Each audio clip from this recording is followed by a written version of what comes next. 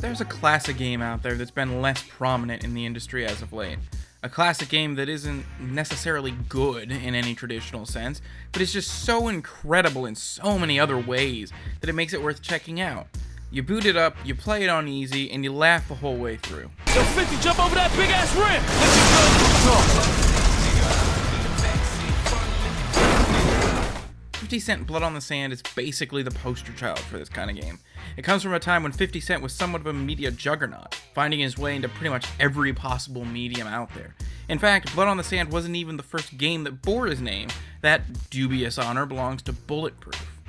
However, Bulletproof was extremely dull and played terribly. Blood on the Sand, on the other hand, actually plays half decent. While it might just be a sort of half-hearted Gears of War clone, it's a decent enough emulation of that style to make it playable, and the game contains so much other off-the-wall crazy shit that it is worth just soaking in for a while. Like Gears, there's a permanent co-op partner, whether you're playing with someone else or not.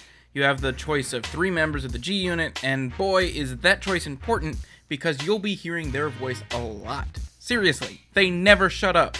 The frequency of their dialogue as well as what they're saying makes them seem like needy children fighting for 50 Cent's attention. Not that it's all that surprising though. From the opening of the very first cutscene, 50 Cent's ego permeates this game so fully that it would not be out of place in some Game Jam parody game. Everything the eye can see is plastered with something branded by either 50 Cent or G Unit, from the soundtrack to the collectibles, all the way down to the icons on your HUD. There's no doubt that this is a 50 Cent game, made by 50 Cent, starring 50 Cent, and yeah, I guess those G Unit guys too. Believe it or not, there is a story to this absurd marketing venture, and it feels like 50 Cent wrote it himself. It is so fucking incredible.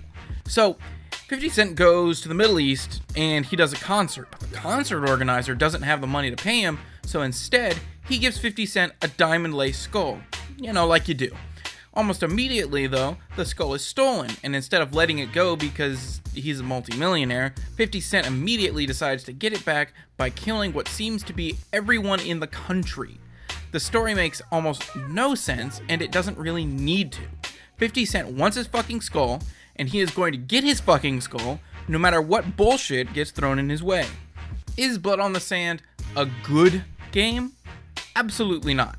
The cover mechanics are far too sticky, the shooting is too loose, the AI is god-awful on both sides, the frame rate is all over the place, there's no roadie run, which just drags the entire thing through the mud, every boss is a helicopter, and it seems like every single enemy is the exact same thing you fought for the rest of the game.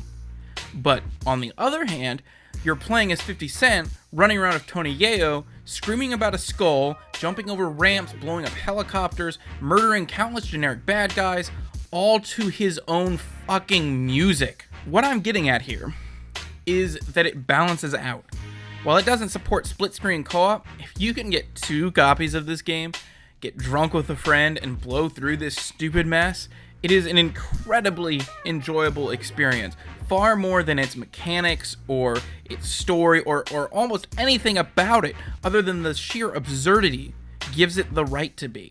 So if you're looking for a good game with good gameplay, good mechanics, a good story, you should look elsewhere. But if you're looking for just some good, dumb, cheap fun for the Xbox 360, you really should make sure that you play 50 Cent Blood on the Sand.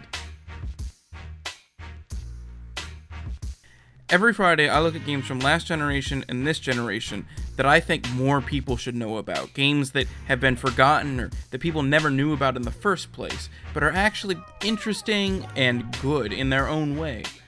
If you know any games like that, be sure to leave a comment below. If you like this video, be sure to like it. And if you want to see more videos like it, be sure to subscribe.